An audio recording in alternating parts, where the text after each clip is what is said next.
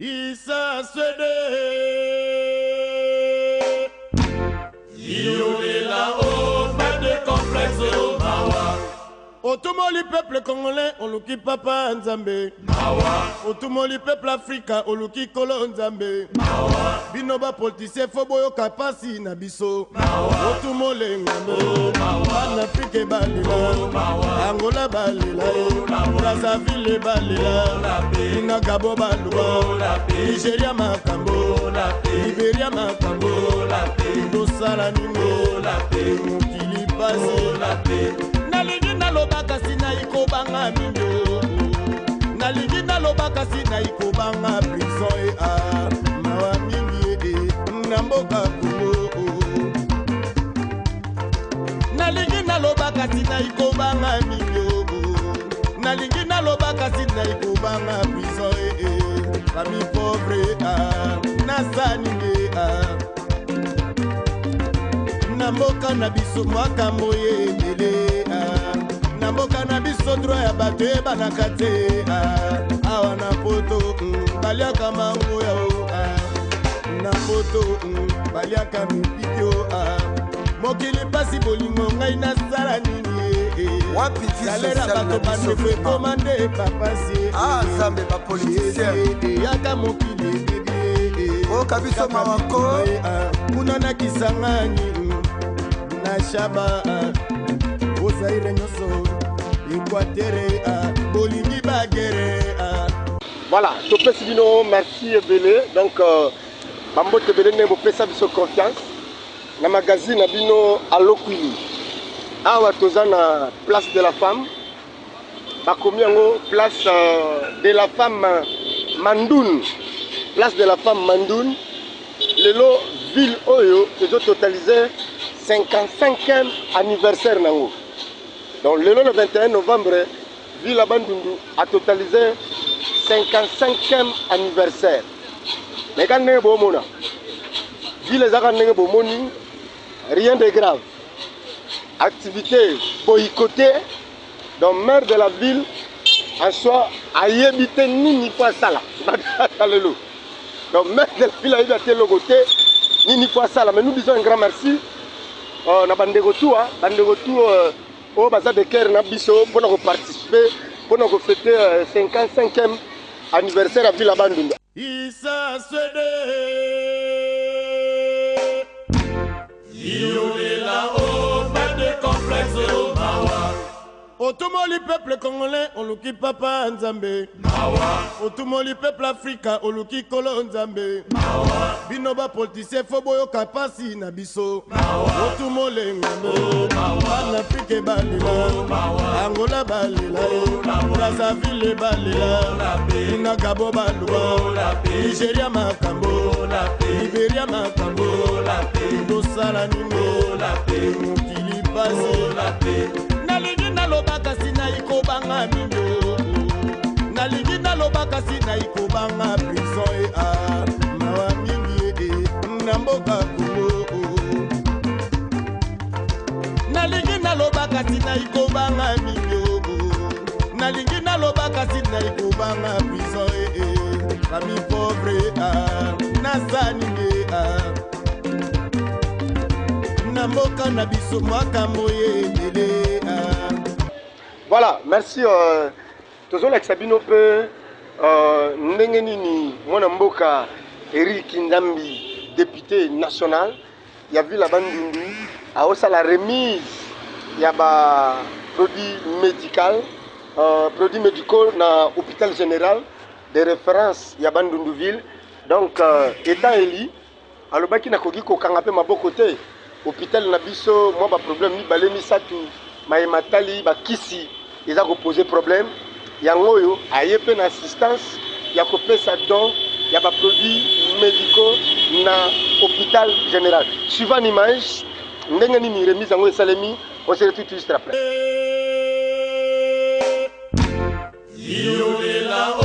Pas de complexe Mawa. Otumoli peuple congolais, oluki papa Nzambe. Otumoli peuple africain, oluki kolo Nzambe. Binoba politicien foboyo kapasi na biso. Otumole ngame, Afrique balela, Angola balela, Brazzaville balela. Pour donner à un frère, il faut choisir le moment. C'est quand on a qu'il faut donner. Il ne faut pas dire que je donne seulement lundi, bon, c'est comme ici. C'est quand on trouve quelque chose qu'on donne à ta famille, qu'on donne à ses frères, qu'on peut donner tous les jours. D'où vient la motivation? Et la motivation, c'est moi. Personne ne m'a poussé. Je suis élu de Bandung. Je me dis, pourquoi je dois avoir quelque chose et les autres vivre dans des conditions idéales. Voilà, c'était juste ça. On s'est battu. Il y a un frère qui est en Europe qui nous a accompagnés en envoyant quelques matériels et produits. Le docteur Rivitel qui est à Londres, qui a pensé à nous, a dit à sa communauté. On a supporté la douane, on a amené. Il a même dit encore ce matin au médecin du docteur Titi qu'il a des conteneurs qui s'inquiétaient tellement pour faire expédier ça au Congo. J'ai dit non, je vais prendre en charge le fret et la douane de ces 3 conteneurs pour que le matériel parvienne à l'hôpital général. Donc c'était un plaisir pour moi de partager ces moments avec mes frères qui sont malades, de les réconforter et appuyer aussi notre hôpital qui passe des moments compliqués financièrement. Vous savez quelle communauté nous vivons. Le chef de l'État a donné le go pour que les mamans accouchent gratuitement, mais l'exécutif n'accompagne pas. Par ces mots, j'interpelle le ministre de la Santé. Je suis député national, mais qu'est-ce qui se passe, monsieur le ministre? Ils exécutent les mots d'ordre du chef. Mais vous qui deviez accompagner en fournissant les moyens matériels et tout à ces hôpitaux, vous ne le faites pas.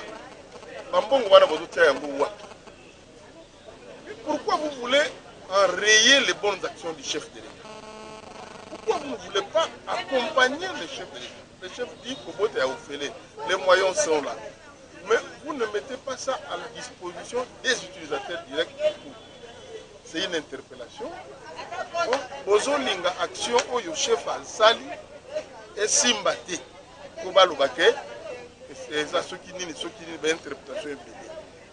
Premier ministre, ministre de la Santé, Batunion sur la zone Banabino, chercher les moyens, accompagner les autres, pas seulement l'hôpital de Bandungu, mais les hôpitaux des provinces. Je ne sais pas si dans notre province vous envoyez, mais chez nous ici, docteur, vous avez ça, ça n'arrive pas, les moyens pour la gratuité.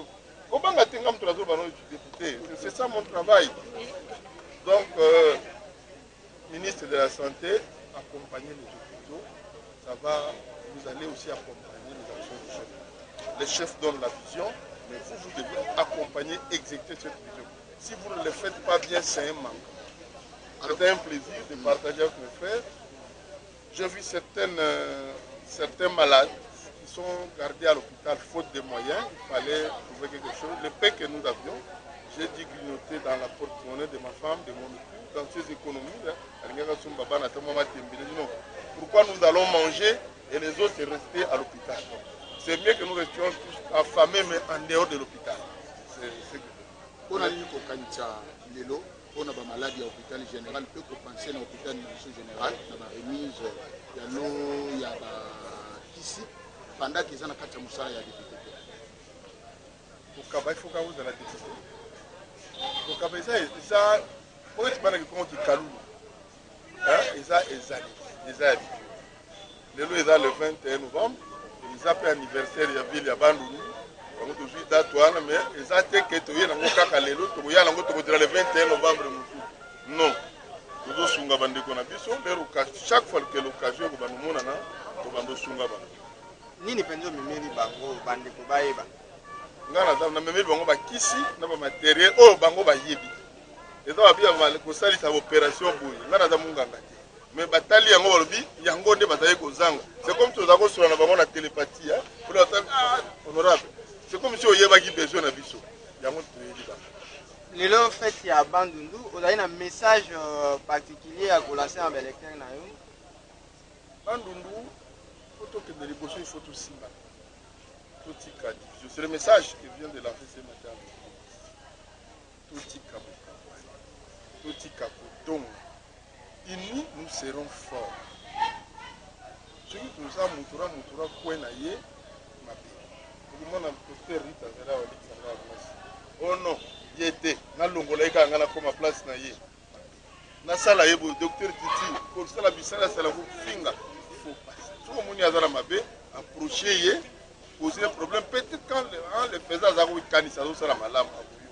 Deuxième problème, j'interpelle les jeunes. Vous qui avez accès à vos réseaux sociaux, s'il vous plaît, jeunes gens. S'il vous plaît, jeunes gens. Les réseaux sociaux sont un moyen de communication, mais un moyen d'injure. N'utilisons pas en mal les moyens de communication qui sont mis à notre disposition.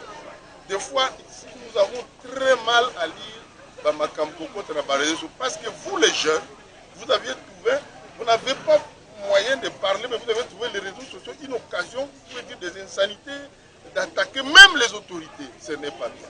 Sachez qu'il y a une autre. Ce qu'on lobby n'importe quoi dans les réseaux sociaux, nous allons bosser à Bolbaga, il y a un jeunes gens, avant de poster, avant de transférer, Tangananu, conséquences nango ezali journée le 21 novembre les lobino ba jeune message na lobino yangona c'est une interpellation avant poster message avant transférer message il y a pas conséquences nango ekozala est-ce que soit porter atteinte na via mutu est-ce que ozo sala nini conséquences nango ekozala nini pour utiliser ba réseaux sociaux à bon escient pour utiliser yango comme arme à destruction. Merci beaucoup. Merci. Il nous a appelé avec les chefs de division qui ramenés à l'hôpital. Le frère qui a envoyé ses biens à Londres a dit qu'il a plusieurs conteneurs qu'il a réunis en matériel pour l'hôpital de Bandundu. Mais il était buté dans la difficulté, moi c'est à dédouanement. Et sur les champs, l'honorable a accepté de prendre en charge le dédouanement de 3 conteneurs pour l'hôpital.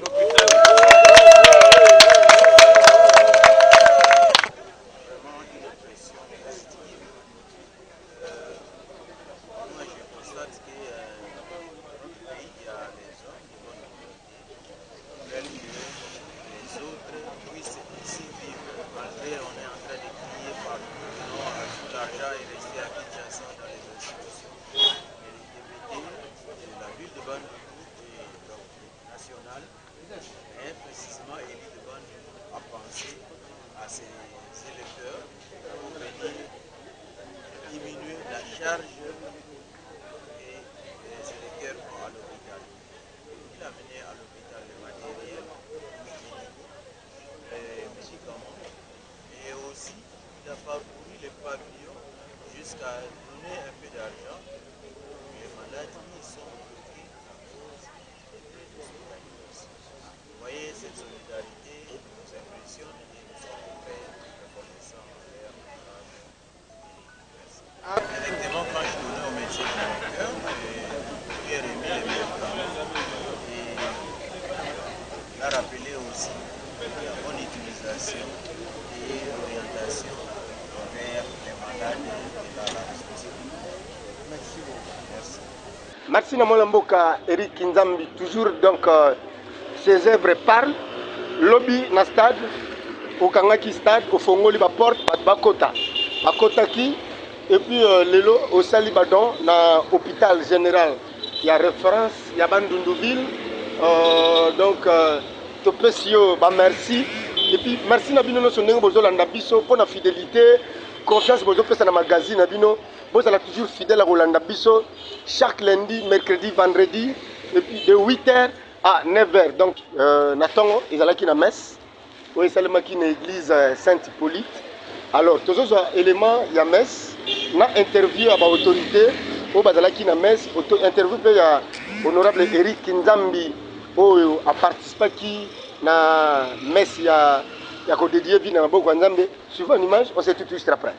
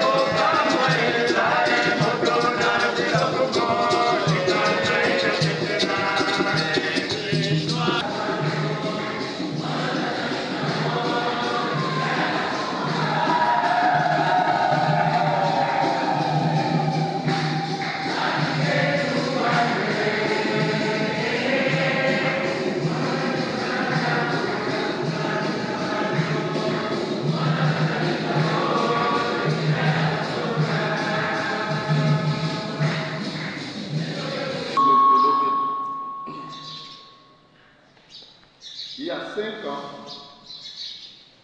nous nous allons féliciter. Nous nous marquons de prêter la carte de centenaire. 5 ans après, nous devons changer la carte.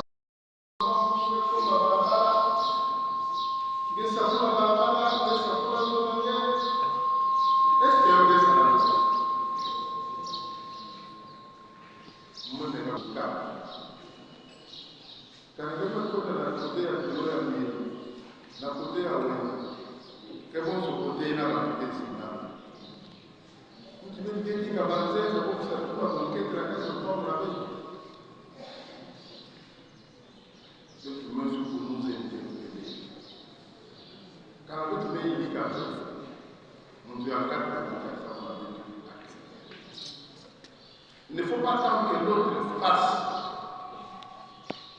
Nous devons se guérir des démons.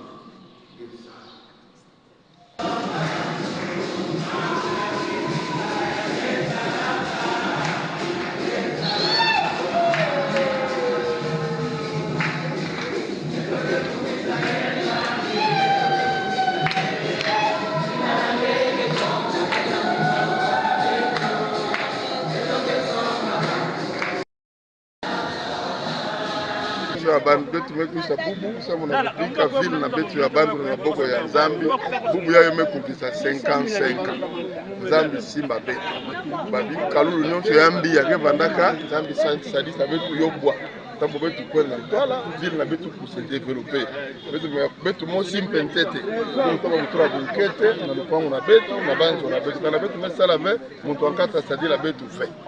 Merci beaucoup. Isa Swede Yolela o pas de complexe o mawa Otumoli peuple congolais oluki papa Nzambe mawa Otumoli peuple africain oluki kolo Nzambe mawa Binoba politicien foboyo kapasi na biso mawa Otumole ngando mawa na Afrique balima biso na côté na biso na magazine Alokwilu tolobisa batu tozoluka batata ba mama bameka kobetela biso lisolo ya vila bandundu makambo ngo elekaka ndeni fete ngo ebandaka ndeni esalaka ndenge nini ntango vile ezalaka na epoka banini ti lelo tokomi na bandundu ville. Donc merci na Darius Kimbila soldat du peuple, merci na Dade Mundia di Bigares, merci à tous nos partenaires bao bazo soutenir biso.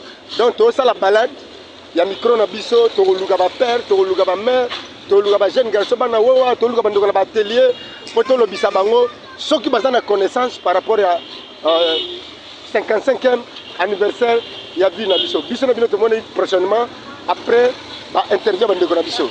Bye. Isa Swede Yolela o pas de complexe o mawa. Oui, bandeko, lelo tozali jeudi le 21 novembre plutôt oyo ville na biso ya Bandundu totalisé 55 ans. Donc lelo est anniversaire à ville à Bandundu. Alors anniversaire à ville à Bandundu lelo et pesi biso pasi pona komona ke ville ezoko kende bambula ezopusana bana bazokola ba papa bazokufa bayaya bazokoma mikolo mais ville ezoko évoluer te ville ezo changer ata na eloko moko te. C'est par rapport à quoi? Est-ce que na ville ya Bandundu tozali na bana oyo babotami baza ba originaire penza babengaka bana Bandundu bazali o bazali te? Est-ce que na ville ya Bandundu tozana ba jeune oyo bazali na souci ya ville ou bazali te? Est-ce que na ville ya Bandundu tozana ba entrepreneur ou bazali te? Est-ce que na ville ya Bandundu tozana ba intellectuel? Parce que qui dit mot intellectuel moto a pensé na sens normal ou a pensé na sens mabete. Ville bimisi ba intellectuel ebele mais ville bimisi batu ya ndenge na ndenge ebele mais tala lolenge ville zali lelo 55 ans. Inamoni lelo batu bakei mes. Mais je ne sais pas mes oto saleli oto sambeli Nzambe. Est-ce que Nzambe ayebisi biso nini pona ville oyo? Nzambe alobi to sala nini pour na ville parce que Nzambe azali a kozalaka mais biso batango tozo vivre place tozo vivre Nzambe alingi to vivre na bosoto Nzambe alingi to vivre na salité na ba confusion na ba rancune na kozanga évolution na kati ya mboka Nzambe alingi yango na sengi na bakonzi nyonso ngai liso ya province ya Kwilu kombo na ngai monsieur Jean-Claude Mazaïla na botami na kati ya ville Bandundu nazali mwana Dima Lumbu ngai nazali na ONG o ezali ko lutter contre les anti-valeurs makambo nyonso etali mabe nous devons dénoncer tozala derrière ba eli na biso te pona kokomisa bango lokola ba mandia meto koma pemene beli na biso pona koyebisa bango devoir ni nazali na yango devant peuple parce que ce que vous avez élu ce n'est pas pour 2 ou 3 4 5 personnes c'est pour toute la ville ce que vous allez élu pour un objectif ni nazali na kati ya ville. Voilà notre ville aujourd'hui, c'est très sale. Ils allaient salité. Est-ce que moi si nini bakoko bala eba la mariage sans décoration? Ou moi si nini azali ko préparer zemi po bota ba préparer la et na été. Ba c'est la kam kola ko bota de ba no sala la et na. Est-ce que vous allez na confiance à zemi ou confiance te? Parce que si vous avez la confiance à zemi, que zemi za yo. Qu'est-ce que vous devez faire avant pour préparer déjà dans la vie? Après avoir pour ça la fête, qu'est-ce que nous allons? À manger, à boire.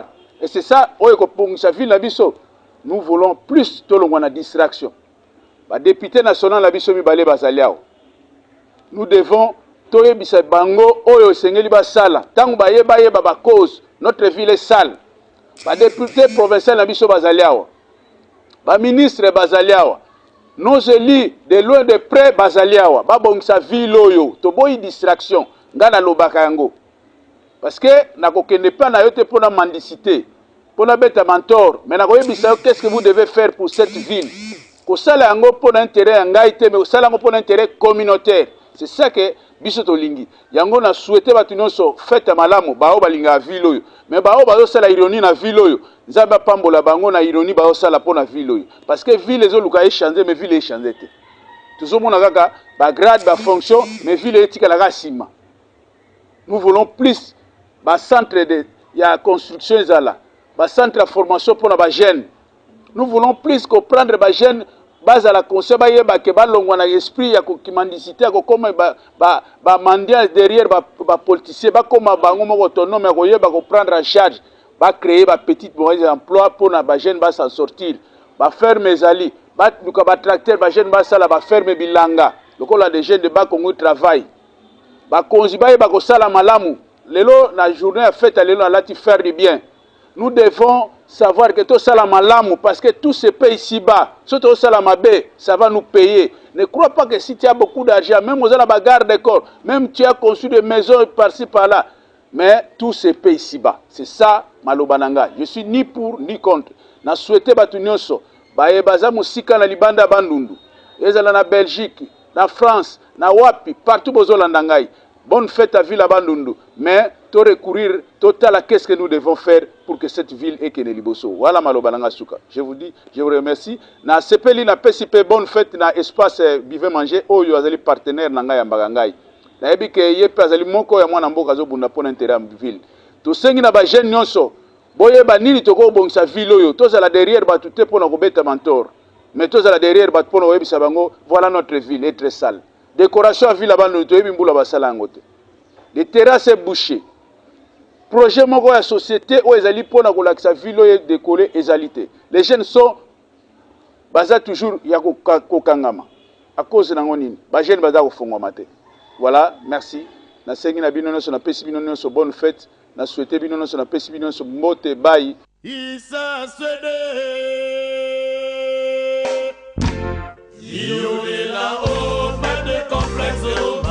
Bonjour Bandundu, on a souhaité population sur Bandundu bonne fête, il y a regret. Pour Nangaï, Nazana regret Makasi, il y a 55e anniversaire, il y a ville à Bandundu.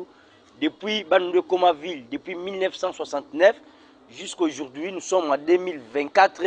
Donc Nazana regret, ce que tu as dit, ville, il y a 55 ans, c'est très bizarre. Ce qui mboule les bêtes na Bandundu, c'est catastrophique. Marché à Bandundu, bizarre. Député na biso ya ville ya Bandundu. Et à la provinciaux nationaux. nous n'avons pas l'envie, il y a Rosala là-bas, ambiance, place au bazolia, bazomela. Ce n'est pas notre ambition. Jeunesse, et ça fitir, il y a lobby. Demain se prépare aujourd'hui. Depuis tant on a nyoso. Les lobozo benga bisoto kita na base pour to mela masanga tolia. Mais nous n'avons pas besoin de ça. Ceux qui boya qui ont un esprit à salongo. Il y a quoi falter même bizela, dimezo fournir biso foufou. Ba biloko no sezolia malaba nous ezota mushi pentane ba dima mais tendance là dima mbule beta pour abuza ezozinda. Donc boza tana idée wana te ya ko fola ba carnivore pour pesa espace ezo nourrir ville oyo. Ville est très sale. Marché à Bandundu soki mbule beti ba tongo la tabachasser. Donc, je suis clair parce que je suis Gelor Mia la Mabashi. Mon ambition, c'est dénoncer des antivaleurs, lutte contre la corruption. Et nous sommes derrière vous, lissou, likolo et lissou. Et ne faites pas entrer les mal que vous ne voulez qu'on vous fasse. Vous évitez un ranking. Les politiciens bandundois, vous avez rankiné, vous avez conflictuel, vous avez un problème ébélé. Manque, il y a unité. C'est pourquoi il n'y a pas de développement dans la ville de Bandundu. Tala ndenge ville zo beba poto poto nazo risquer kuti nasala émission na kati ya poto poto pona ko salir bino ko bino ke bozo sala ata eloko morote mairie ya Bandundu position négative. Donc j'ai dit toutes les autorités provinciales dans la ville, je dis et je répète, vous faites absolument rien.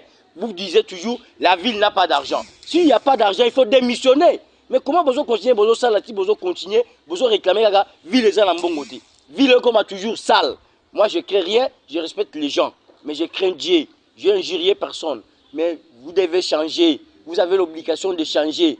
Changement de mentalité. Vous devez changer vos mentalités. Si vous avez sur au pouvoir, je n'ai pas dit que vous êtes au-dessus de tout le monde. Batu batanga, OP baza capable. Il y a surtout jeunesse, il y a des intellectuels chaque année. Il y a des grands, il y a des licenciés. Bazo Bima, ISC, ISP, Iniband. Partout, il y a des universités qui sont pour belé. Mais ceux qui sont jeunes, qu'est-ce qu'ils devront faire? Ils vont faire quoi? Ils vont créer des emplois, ils ont des distractions, il y a des biloko. Donc, ce sont des distractions inutiles. Nous n'avons pas besoin de ça. Tel que je suis là, personne ne me verra chez lui pour aller chercher n'importe quoi. Ce que je prends, ça suffit pour moi. Et je dis, je vous remercie. Toute la ville de Bandundu, bonne fête de regret. C'est ce que je dis. Je vous remercie. Bye.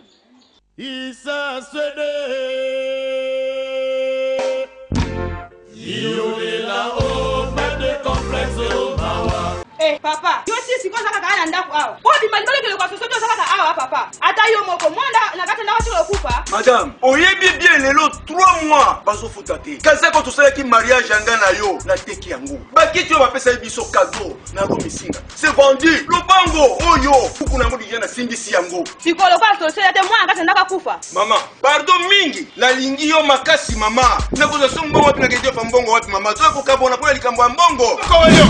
Mama, Boni santé. Na fandi na ndafu na za uyoka nyonso buza kuluba. Makamuli ne topesa bino passe. Papa Libaku. Na sala ka 3 mois bazo futa te. Mais papa Libaku, na ko mbongo wapi papa? Papa Mukonganyoka. Oui. Oyebi te pe opportunité. Et dans la place moko baza upesa batu mbongo. Na montagne nyonso yoko luka. Oko bana ko zonisa malembe malembe. Yonso ka salaire. Na zoka. Kuna bazo pesa mbongo. Eza la mama ya mapa. Eza la batu batika kanguba. Eza la ba commerçant. Bazo pesa bango mbongo. Bokozo isa malembe kaka awa na Bandu ezali communauté des jeunes leaders na mkuta babengi CJL.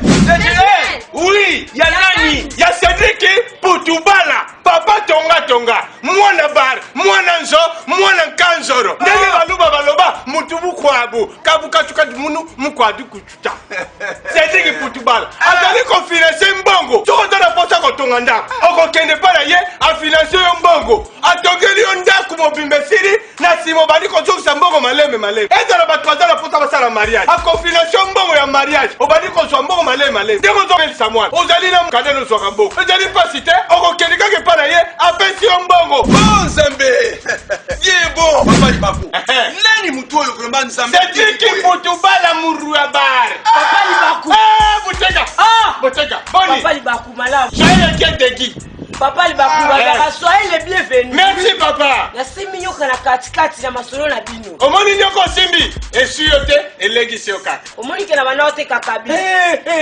Nazote kalisusu te na kwei. Nini okwei siyo nini? Na banaki kozwa mbongo nazobwaka na kar. Bakli ya kar tuwala bakiminga na papa ndenye moko nanga. Na banaki koteka. Nazoteka mbongo nyoso nazobwaka na kar. Me bazwa mbongo nanga bakima nango ti lelo. Ya Cedric Putubala. Papa tonga. Azali musika te. Biro ya liboso. Ezali na wamba. Na direction ya poto. Kokanga mana boulangerie. So combien no komona CGL. Ezali wana. Deuxième bureau. Ezali na veni Bolobo numéro 100. Diagonal. Yotel Okari. Bana Bandundu-Ville. CGL ezo annoncé bino nouvelle création oyo yeli susu na innovation na efaka ndenge boyebi. Oyo ezali bureau numéroté à CGL, donc bureau urbain pour la commune de Bissassi. Alors, nous lancé la promotion ebele oyo ezalaki siko ezongi toujours en force dans l'innovation à Cédric Kotobala, le patron de la CGL. Donc, pour nos chauffeurs, information exacte comment mon pas ou comment boss na crédit. Na mbongo mukie upesi uzi moto na yo ya crédit bandi ko pesa mbongo ndamu. Leo wana tozana opération ya microcrédit. Pona batu batekaka badeblikaka bamama wenze bakopera bashayer ozimbongo ya nyongo ozozongisaka ndambu biloko boye po kutango ifora na CGL. Donc boya ebele na venir Bolobo numéro 100. Merci papa to ya bibino na maman aizali CGL communauté des jeunes leaders ndenge bolandi papa Aaron Nenga ye expliqué bino pour animer tu as koyamba bato nyonso ba enseignant ba fonctionnaire moto nyonso azali na problème aye na CGL ekosoloye bosali malamu ndenge boye kotoke na porte ya CGL.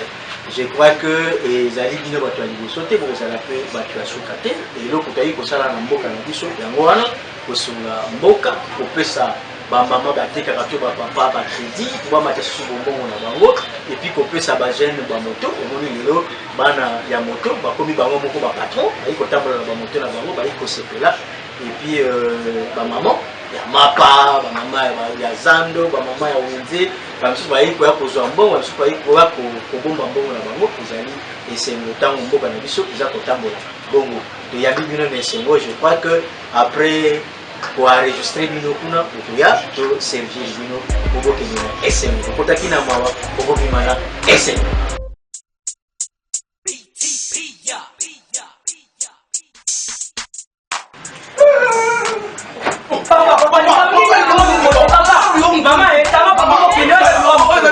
Soki olingi koma mopao lekana awa CGL, la confiance du Bandundu. Bonjour frères, bonjour sœurs, bonjour collègues, bonjour chers aimés de Bandundu-Ville. Effectivement, aujourd'hui, c'est le 21 novembre. Si nous totalisons le 21 novembre 1969, le 21 novembre 2024, nous totalisons 25 ans d'existence de cette ville. Généralement, nous fêtons l'anniversaire. L'anniversaire, c'est quoi? Ce n'est pas le moment de réjouissance. Ce n'est pas le même moment de retrouvailles. L'anniversaire n'est pas un temps de récréation. Ce n'est pas un moment récréatif. Mais c'est le temps de réfléchir sur le parcours qu'a connu. Comment nous étions, qu'est-ce que nous sommes et comment nous serons. C'est ici l'occasion d'informer tous les frères de Bandundu, sur place ou ailleurs, qu'il y a 5 ans, nous avons fêté le centenaire de la ville de Bandundu. Nous avons pris de bonnes résolutions, mais jusqu'aujourd'hui, aucune de ces résolutions n'est appliquée. Jusqu'aujourd'hui, nous fêtons la ville de Bandundu, mais la ville ne bénéficie rien comme trace de son anniversaire. Et pourtant, lors du cinquantenaire de la ville de Bandundu, nous avons suggéré quelques points, par exemple, construire une mairie, parce que jusque-là, la ville n'a pas un bâtiment approprié, digne d'être appelé mairie de Bandundu-Ville. C'était une occasion pour nous de poser la première pierre et pendant les 5 ans ici, on devrait vraiment évaluer où en sommes-nous avec la construction de la ville. Au moins, chaque anniversaire devrait doter la ville d'une trace, d'un souvenir. C'est ça l'anniversaire. Puisque nous parlons de l'anniversaire de la ville de Bandung en 69, qu'est-ce qu'était la ville, qu'est-ce qu'était le milieu depuis son évolution? Bien sûr, après son occupation par les autochtones, vers le 1891, il y a eu contact avec les Occidentaux, notamment c'est William Parmiter qui est passé ici. Il s'est intéressé de ce milieu jusqu'à faire du milieu la factorerie. À l'époque de l'EIC, l'État indépendant du Congo. Et à l'indépendance, vers la succession de l'État indépendant du Congo à la colonisation belge, le milieu est devenu une ville à l'honneur d'un ancien confidentiel du roi Léopold II, Émile Banning. Donc c'est pourquoi on a donné le nom de Banningville à l'honneur de ce juriste qui entourait presque les discours du roi Léopold II. D'ailleurs, il était le seul à lire le discours du roi avant et juste après le roi Émile Banning. En 1929, le milieu a vu le transfert des installations de Ombali vers Bandundu. Et bon, Ombali était jugé un milieu hostile pour la vie, c'est-à-dire il y a eu l'épidémie qui ne permettait plus de vivre. Et ils ont préféré transférer en 1929 les installations ici. Le rapport sur le milieu fait qu'en 1935, l'ONATRA, autrefois appelé Otraco, s'est implanté ici. Et le milieu est vraiment propulsé comme il faut, favorisé par sa géographie entre 3 rivières. Donc Bandundu progressait comme il faut. Donc c'est ainsi que en 1965, lorsque Mobutu a pris le pouvoir, il a jugé bon de réduire le nombre de provinces qui étaient de 27 à 9 provinces. Et entre autres, Kwango, Kwilu, Maindombe étaient réunis en une province. Il fallait trouver un nom commun. On a pris le nom commun. Pourquoi le choix de Bandundu? Effectivement, à son emplacement équidistant entre les différentes provinces citées, entre les différents chefs-lieux, Inongo, Kenge et Kikwit, Bandundu se trouve au centre, pratiquement ces mêmes distances. Pratiquement ces mêmes distances. Plus ou moins 500 km, même Kinshasa 500 km. Ça, c'est un élément géographique. D'après l'élément historique, Bandundu a partagé l'histoire avec ces provinces-là. D'abord avec Kwango comme chef-lieu ici, avec Lac Léopold II et avec Kwilu. Précisément, si on peut vous donner des dates, jusqu'à 2011, jusqu'à 1911, Bandundu dépendait de Kwango. De 1911 à 1954, Bandundu dépendait de Lac Léopold II. Et le 15 octobre 1954, jusqu'à la prise de pouvoir, Bandundu est dans le Kwilu pour essayer d'équilibrer le Kwilu. Donc le Kwilu est né, d'après les revendications des gens du Kwilu, de se retirer du Congo pour en faire une province. Alors pour besoin de viabilité, on a détaché le territoire de Bakata pour l'annexer à la nouvelle province du Kwilu. Mais néanmoins, après l'indépendance, vers 1962, le Kwilu lui-même avait posé le problème qu'il était vaste. Il fallait détacher le territoire du Kwilu, Koutou et Mouchi dans son ancienne formule, donc y compris le territoire de Bakata, pour former la province de Bakwilu, qui serait différente de la province du Kwilu. Voilà. Mais Mobutu, qui avait réuni en 1966, a vu qu'il fallait donner un nom collectif et placer le chef-lieu au centre de ces provinces, d'où Bandundu était choisi. Bandundu était un centre extra-coutumier. Devenu chef-lieu, il devrait revêtir d'un statut d'une ville. C'est ainsi que le 21 novembre, une ordonnance a été signée, prononcée en faveur de la ville pour devenir ville de Bandundu. Et le 1er décembre, il y a eu un arrêté ministériel qui a composé les 3 communes qui sont Bassoko, Bissas et Bandundu. Et aujourd'hui, si nous fêtons le 55e anniversaire, c'est à nous qu'on ne prenne pas l'anniversaire de Bandundu comme un moment de réjouissance, comme une récréation. Parler français, dire quoi, non. Nous devons marquer l'anniversaire de la vie de Bandundu. Jusqu'à présent, ceux qui sont vraiment conscients, et ce qui était, tant que tu tamboli mibun tuku mitano na mitano biso moko to tongi nini po ndako on ezali belge mutatika kiyamba mais biso bato individuellement tozo tonga bandako tozo tonga étage mais collectivement toza na bolinga ko tonga bandundu te mutu moko te ayo distraire bino na boye te. Le développement de bandundu dépend de tout le monde.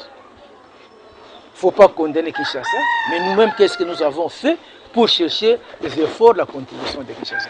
Voilà, je félicite qu'il y a 55 ans, mais nous devons aller plus que quitter la récréation pour marquer la vie de Bandundu. Voilà un peu le message de la personne de Bandeko. Moto na moto, na base de ceux qui sont dans Bolingo. Tout ça, le plan d'action de développement, tout ça, le marketing, il y a bon, il y a kitoko, de tokoki, moto na moto, continuer les fils qui ont 1000 francs.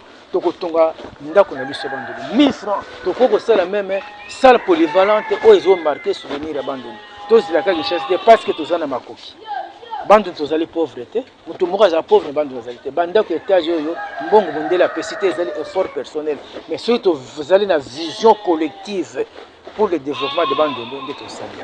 Voilà un peu la félicité, la souhaiter bonne fête mais est de la fête car on est la masanga pour le discours. Merci. Oui, Nga, c'est Papa Ilouani, ancien sénateur de la ville, jusque-là dans la ville remplaçant pour la ville à Ouaté. Je suis ancien secrétaire général du gouvernement provincial du Grand Bandundu, ancien conseiller politique, décentralisation et affaires coutumières du Grand Bandundu. Je suis ancien maire adjoint de la ville de Bandundu. Dans la fonction publique, j'ai fait la carrière à la recherche scientifique. Et comme spécialité, je suis historien, j'ai fait l'histoire, c'est pourquoi j'ai presque la carte de la ville. Il n'est pas impossible pour nous de développer cette ville en un rien du temps. Voilà.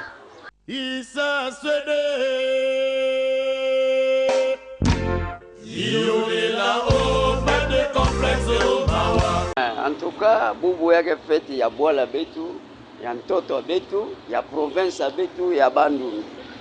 Petikela kusepela mingi Boubou ya na fête Bwala betu. Yo Bwala ya yo vanda Bwala mosi yo developa kabuna ve yo vanda fiuti.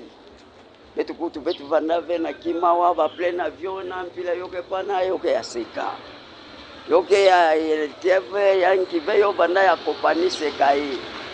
Alors Boubou ya Bwala me développer betu ke la caisse mpila betu ke ça la fête à Boubou ya muke la papa mu ya notable akela mupanza mukuna betu kuisaka sa makambo na honorable kuisa baka nkisi bobika na hôpital bo après bo kwenda na église après na centre ntomu betu la mingi vera utuba betu la kiese na Bandundu vie puis la Bandundu me kukanguka munene betu la kiese betu bana Bandundu betu me butuka na Bandundu betu la kiese ngo Isa Swede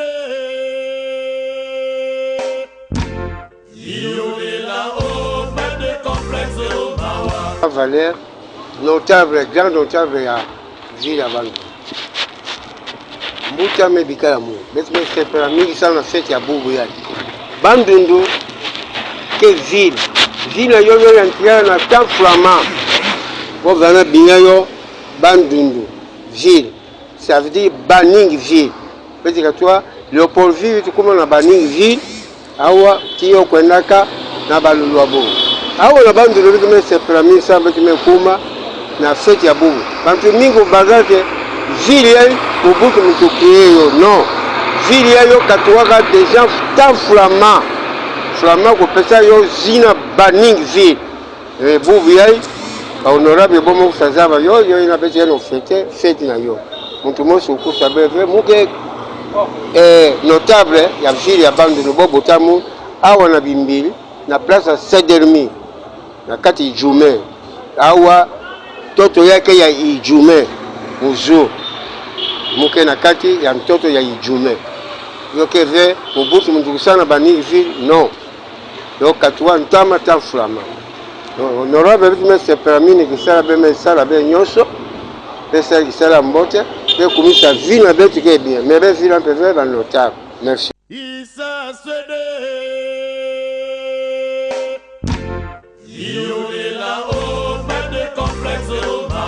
Voilà, to Pesibino, merci pour la confiance. Nembo Pesibino pour Rolanda magazine bino à Lokuilu. Donc 55e anniversaire à ville.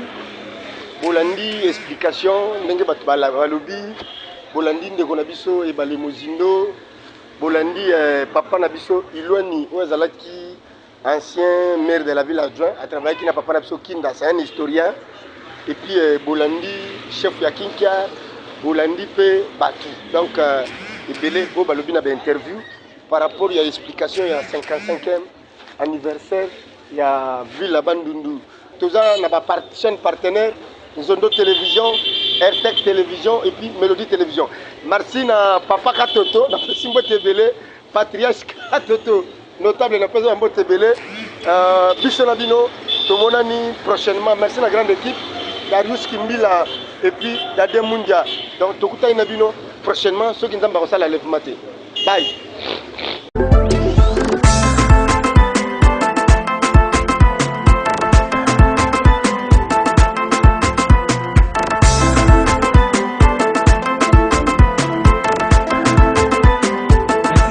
aza charge ya Bandundu. Donc kokoma na Kinshasa eza ko bana Bandundu balelaki trop. Kete babiloko na biso ezo na bakonte foot babiloko na biso ezo yaki na promettre ba commerçant nyonso ya Bandundu soki otaki bikoli otaki biloko na okolela te kodi ya idese na mutu ya sekeke yete mpo na lido bamambo wana vraiment hémorragie wana nyonso tokatisa bamambo akolela eoza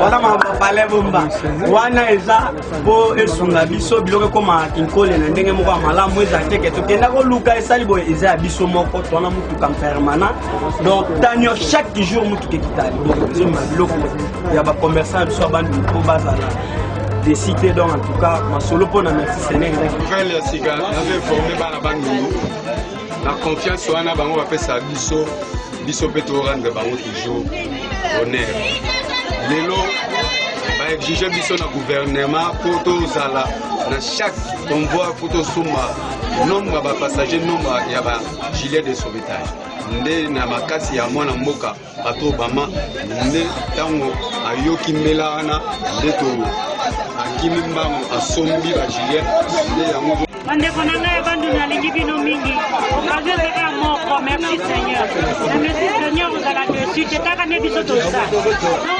sauvetage na nzoto problème eriela o te oza lese boya ebele toza aposa na bino esengo nde eza miparte so boyi merci Seigneur sa mokino na merci Seigneur tout eza normal Isa Swede